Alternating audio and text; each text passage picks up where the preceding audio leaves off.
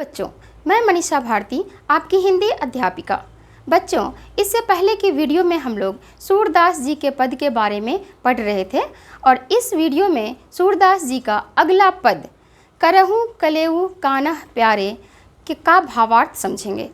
इस पद में कान्हा को उनके मित्र मंडली बाहर ले जाना चाहते हैं, परंतु माँ यशोदा उन्हें प्यार से कलेवा अर्थात नाश्ता कराना चाहती है, जलपान कराना चाहती है और वे कृष्ण को बाहर जाने से मना करती है।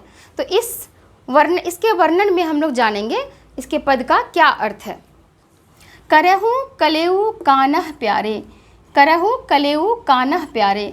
करहूँ मतलब करो, कलेऊ का अर्थ होता है कलेवा यानी नाश्ता, सुबह का जो हल्का जलपान होता है वो। कान्हा प्यारे, कान्हा प्यारे। कृष्ण से उनकी माँ यशोदा कहती हैं कि प्यारे कृष्ण तुम कलेवा कर लो, नाश्ता कर लो। माखन रोटी दियो हाथ पर। मक्खन जो कृष्ण जी का प्रिय भोजन है, वह उनके हाथ पर रखकर कहती है। माखन और रोटी कृष्ण के हाथ पर रखकर माँ यशोदा कहती है, बले बले जाऊं जो खाहू ललारे। लल्ला, अगर तुम इसे पूरा खा लोगे, पूरी तरह से इसे समाप्त कर दोगे, या तुम पूरा खा लोगे तो मैं तुम पर बलिहारी जाऊंगी, यानी तुम जो कहोगे उसे करने को मैं तैयार हूँ, तुम पर न्योछावर हूँ। टेरत ग्वाल द्वार है ठाढ़े। टेरत मतलब होता है पुकारना। ग्वाल मतलब उनके जो ग्वाले सखा हैं जो कृष्ण जी के साथ वन में गाय चराने जाते हैं। द्वार हैं ठाढ़े, ठाढ़े का अर्थ होता है खड़े हैं। द्वार दरवाज़ा, हैं ठाढ़े यानी दरवाजे पर तुम्हारे मित्र मंडली खड़े होकर तुम्हें पुकार रहे हैं। माँ यशोदा कृष्ण से कहती हैं कि कृष्ण तुम्हारे मित्र मंडली, तुम्हारे जो ग्वाल बाल सखा हैं, वह दरवाजे पर खड़े होकर तुम्हें पुकार रहे हैं। आए तब के होत सवारे, वह कब से आकर खड़े हैं, तुम्हारा इंतजार कर रहे हैं, इसलिए तुम जल्दी से नाश्ता कर लो। खेलहूँ जाई घोष के भीतर। खेलहूँ खेलने, जाई जाओ, घोष के भीतर। घोष का अर्थ है बस्ती, गांव, यानी तुम खेलने कहाँ जाओ, गांव के अंदर ही खेलना।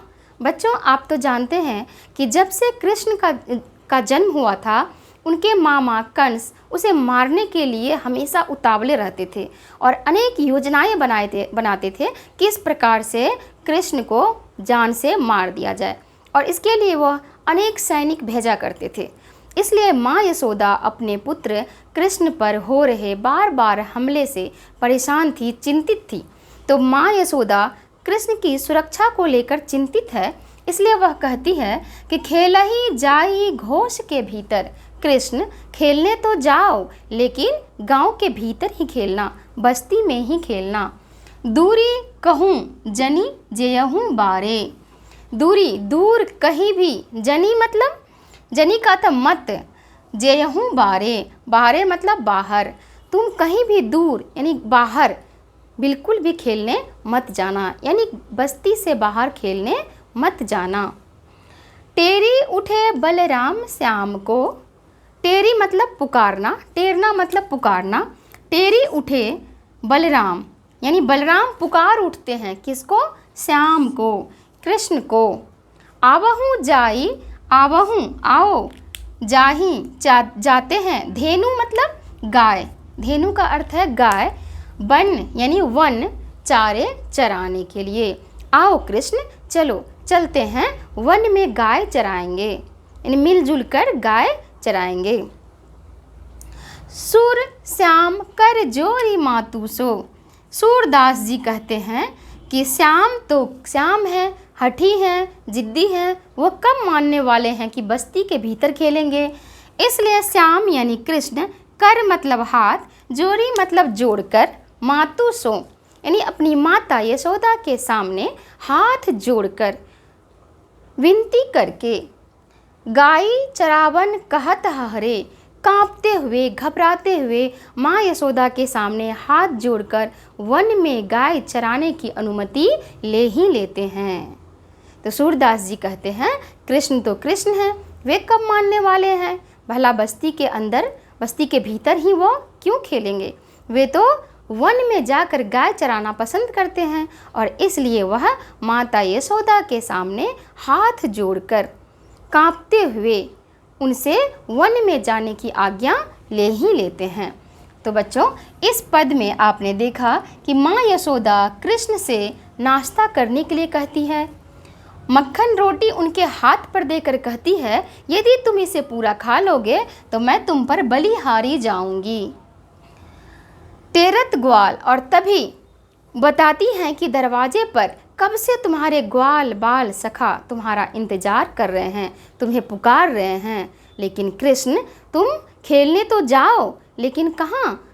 वन में नहीं, बस्ती के भीतर, बस्ती के अंदर, गांव में। क्योंकि माँ अपने पुत्र की सुरक्षा को लेकर चिंतित है, इसलिए वह बाहर कहीं भी जाने से मना करती है। और इतने में बलराम, जो उनके बड़े भाई हैं, दाऊ हैं, वह भी श्याम से कहते हैं, पुकारने लगते हैं कि चलो कृष्ण, खेलने वन में गाय चराने चलते हैं। और कृष्ण भी अपनी माता यशोदा के सामने कांपते हुए, डरते हुए हाथ जोड़कर वन में जाने की अनुमति ले ही लेते हैं। ठीक, तो इसका शब्दार्थ है कलेऊ, कलेवा, नाश्ता, ठाढ़े खड़े हैं, घोष बस्ती, जनी मत, बारे बाहर, बन वन, चारे चराने के लिए, हहरे डर से कांपते हुए। मुझे यकीन है, उम्मीद है कि आप इसका भावार्थ समझ गए होंगे। इससे अगले का जो पद है उसे अगले वीडियो में समझेंगे। धन्यवाद।